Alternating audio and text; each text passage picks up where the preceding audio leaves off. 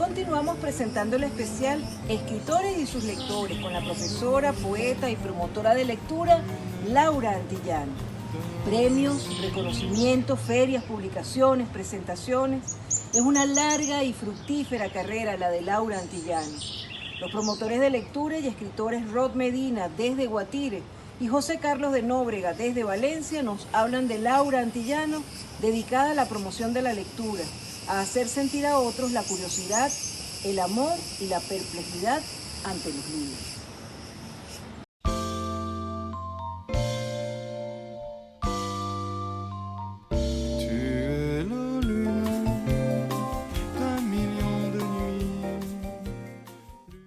Un saludo a toda la audiencia que sábado tras sábado sintoniza la librería mediática.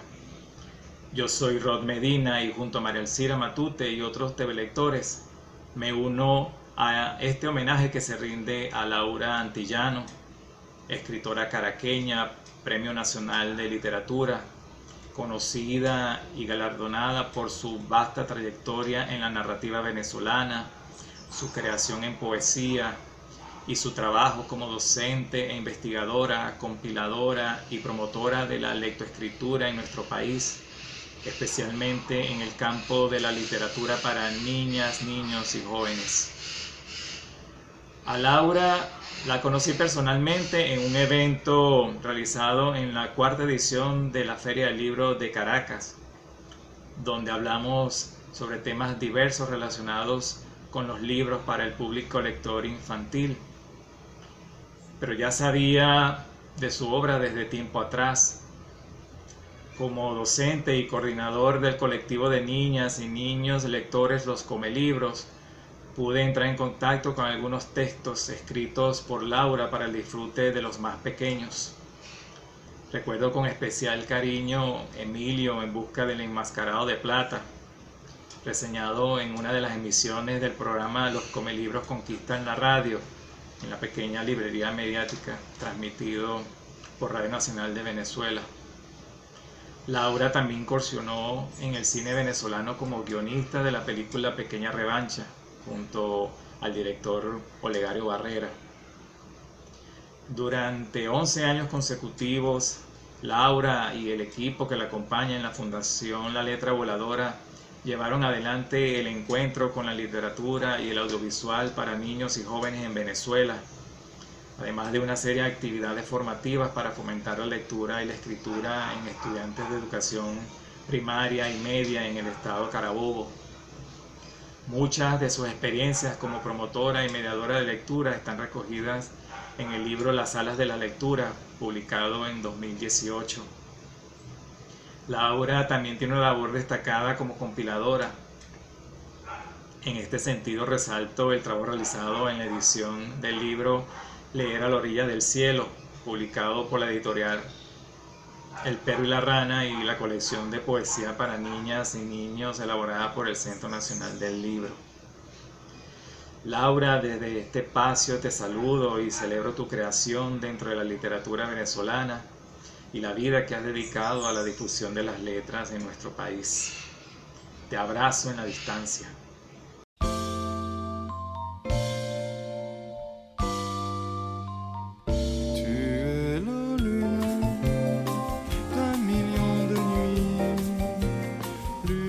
María Elcira, se pueden decir muchas cosas lindas de Laura Antillano sin que nos acose el cansancio. Nuestra gran polígrafa es incansable como promotora de la lectura dentro y fuera de Venezuela. No en balde lo menudita en lo físico, la literatura respira en ella a pleno pulmón. Su casa, en la campiña, Nagonagua, la gran Valencia Sulaco de Conrad, bautizada en agua y fuego, la letra voladora, es una muy confortable y lúdica biblioteca que ha tocado los corazones de muchas personas, entre amigos que devinieron en talleristas suyos y talleristas que se convirtieron en sus amigos. Incluso tuve el privilegio de dictar un taller memorable y también de conversar entre panas sobre Clarice Lispector. No puedo olvidar ese espacio compartido con ella en el Museo de Arte de Valencia, los martes literarios en el MUBA, que más que ciclo de charlas magistrales sobre arte y literatura, era un feliz merendero dotado de buen café y galletas crujientes que se deshacían en el paladar. Se conversaba de todo sin ninguna pretensión intelectual, sino más bien privaba el hecho de pasarla bien la tarde de cada martes en Valencia, mientras que los habitantes de Macondo dormían la siesta en un calor soporífero y tiempo vuelto gelatina de guayaba. Ese año 2016 fue uno de los mejores de nuestras vidas. Como un jardín insólito del Edén, se pasearon por el museo, o mejor todavía, Cafetín Vespertino, Simón Bolívar, Susan Sontag, Juan Calzadilla, Ramón Palomares, la fotografía de Dayan Arbus y los mejores escritores de los estados de la República.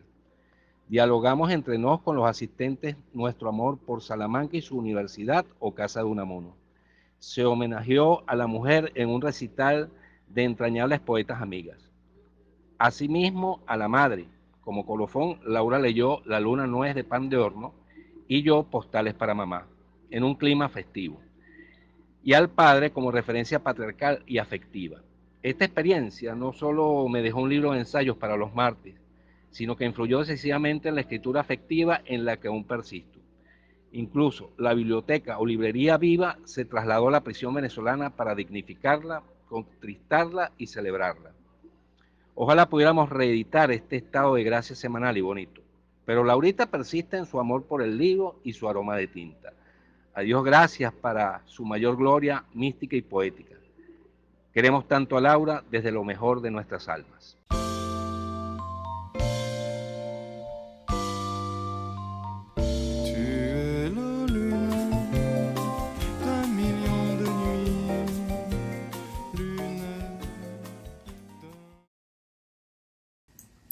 ¿Por qué la promoción a la lectura? ¿Por qué el interés por el libro? ¿Por qué el enamoramiento del libro?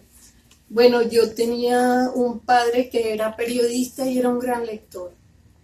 Él hacía periodismo de opinión, él trabajó en varios periódicos en Caracas, estaba ligado también a todo el acontecer político. Se quedó sin trabajo varias veces durante la dictadura de Pérez Jiménez, que eran los años 50, que fue la época en que nosotros estudiamos la primaria, los primeros años de escuela. Y papá fue uno de los fundadores de la Escuela de Periodismo del Zulia, de la Universidad del Zulia, y por eso nos fuimos al Zulia, porque él no tenía posibilidad de trabajo en Caracas, etc. Entonces eso fue un acierto en buena medida, porque el Zulia tiene un carácter especial, un peso especial. Es una parte del país que tiene mucha personalidad. Y yo siempre defiendo al Zulia desde muchas perspectivas. Nosotros éramos unos caraqueños llegados allá, y allá siempre hay chistes para burlarse de los caraqueños y todas esas cosas. Pero la vista del lago, la relación con el lago, que fue muy certera también, porque mi papá, el primer año lo vivimos en una urbanización que se llamaba Tierra Negra, pero ahí vivimos solo un año, que también era una linda casa, siempre habíamos vivido en apartamento, y ahí había un enorme patio donde sembramos lo que se nos ocurrió, y era un poco una aventura esa, el primer año. Y después nos fuimos a una casa de donde teníamos la vista al lago completa, que eso es muy inspirador, eso sugiere el encuentro con la poesía, el encuentro con muchas cosas. Entonces fue una manera de movernos en función del grupo familiar, que era un grupo grande. Nosotros, papá tenía una buena biblioteca, nos inspiraba siempre. Yo recuerdo que él nos leyó a Walt Whitman una vez que llegó de la universidad,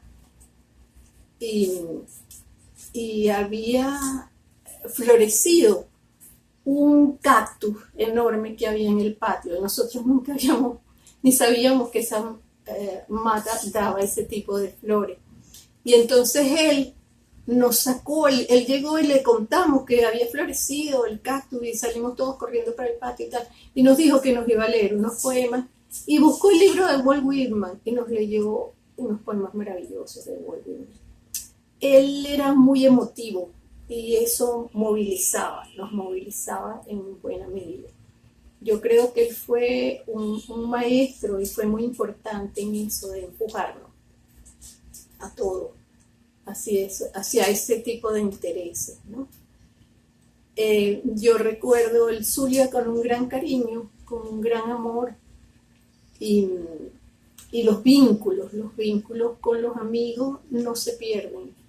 El zuliano es muy leal y siempre cercano. Y ese tiempo fue muy hermoso. Yo empecé a leer con mucha pasión y me di cuenta de que lo que yo quería hacer era leer. La pasión por la lectura. Yo recordaba a mi abuela en el silencio contándome cuentos, narrándome cuentos oralmente, pero no estaba el libro de por medio. Pero ya más grandecita, ya en esa relación con el Zulia vino esa necesidad. Y tuve la suerte de estudiar en un liceo, siempre estudié en escuela pública. En el Liceo Udón Pérez había mucha actividad, había mucha gente con la misma necesidad de hacer cosas. Tuvimos estupendos profesores, profesores jóvenes que se graduaban en el Pedagógico de Caracas y se iban a trabajar allá. Y eso fue creando, nosotros éramos 7 hermanos y fue creando una comunidad. Nosotros en el sótano, la Casa del Milagro, donde vivíamos, yo tengo un poemario dedicado a esa casa que se llama justamente la Casa del Milagro, que fue realmente como un milagro esa casa. Tenía un sótano y en ese sótano nosotros hicimos nuestro espacio secreto y creamos el grupo de la Mandrágora. Por cierto que yo de loca, de lanzada, le escribía a escritores que me gustaban o a cantantes como Polanca o César Costa. Les escribía y lo raro es que sus agentes me contestaban. Yo era una investigadora, siempre estaba buscando aquí y allá y leía y sabía que era Gonzalo Arango, era el gran gurú del movimiento nadaísta colombiano y se me ocurrió escribirle y a él se le ocurrió contestarme. Entonces El Perro y la Rana publicó hace muy poco, hará 1 año o 2, este libro Nadaísmo con vista al lago, que es una recopilación de las cartas que me escribió Gonzalo Arango en esa época que yo era una adolescente de bachillerato. Y fue muy importante para mí todo esto. No se hizo una edición, sino de mano, y está digital. El Perro y la Rana, la editorial, lo tiene digitalmente, y fue realmente muy interesante que ellos le dieran la importancia a estas cartas que merecían. Mi papá siempre se asombraba de que la gente me contestaba. Y decía, pero si tú eres una muchachita y te contestan y tal. Porque a mí se me ocurría, me gustaba un libro de un poeta, le escribía. Así conocí a Gustavo Pereira. Le escribí y como él vivía en Puerto La Cruz, y ahí estaba mi tío, que fue un gran escritor, Alfredo Armas Alfonso. Yo creo que yo tuve esas 2 figuras tan vitales y con tanta disposición para acogerme, que son mi papá y mi tío Alfredo Armas Alfonso y mi papá Sergio Antillano. Tuve 2 buenos padrinos en ese sentido. Bueno, creamos un grupo que se llamó La Mandrágora. Éramos todos adolescentes, terminando el liceo, entrando a la universidad, y teníamos un sótano ahí en la Casa del Milagro donde nos reuníamos.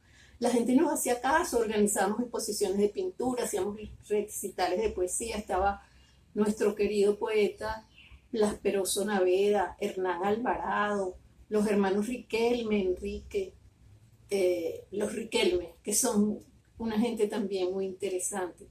En fin, fue un buen grupo, fue un buen momento, fue un buen liceo, el Udón Pérez. Tuvimos excelentes profesores, no me quejo. Y había mucha actividad de nosotros.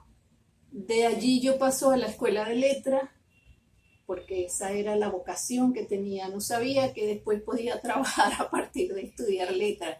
Lo único que me interesaba era que ahí iba a leer más y me iban a mostrar más autores y más cosas y me iba a comunicar mejor.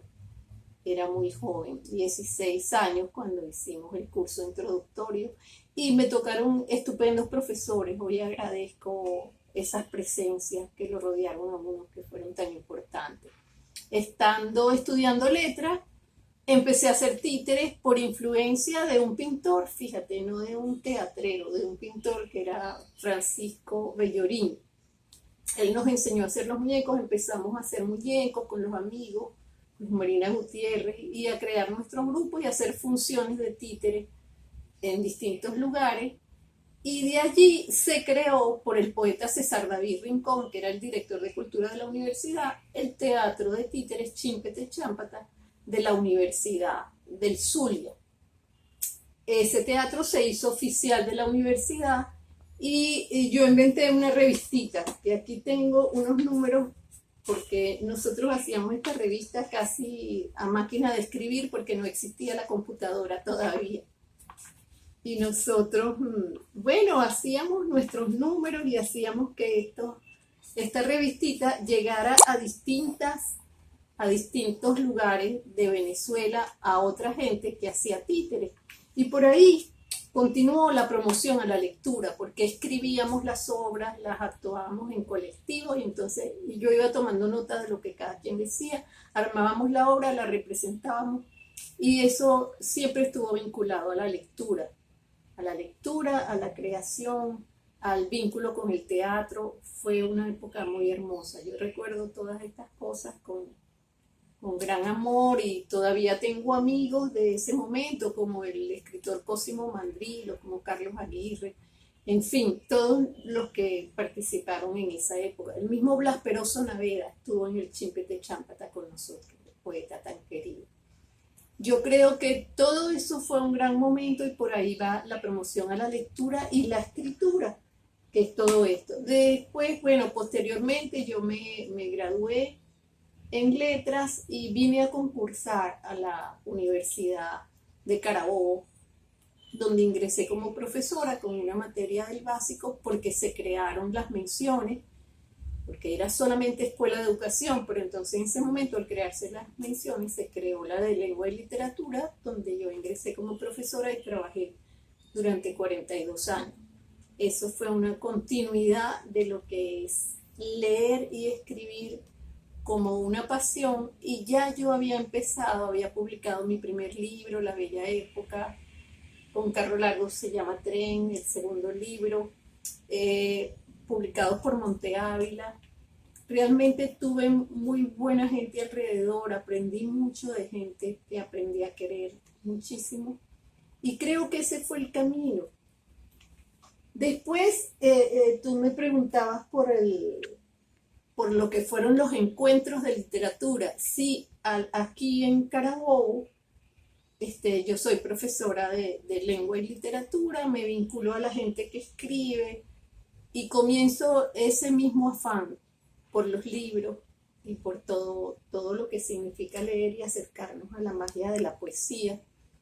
Y creamos los encuentros con la literatura y el audiovisual para niños y jóvenes, que se han hecho 12, 13. Este año nos correspondería ser el 14. La pandemia nos tiene un poco detenidos en ese sentido.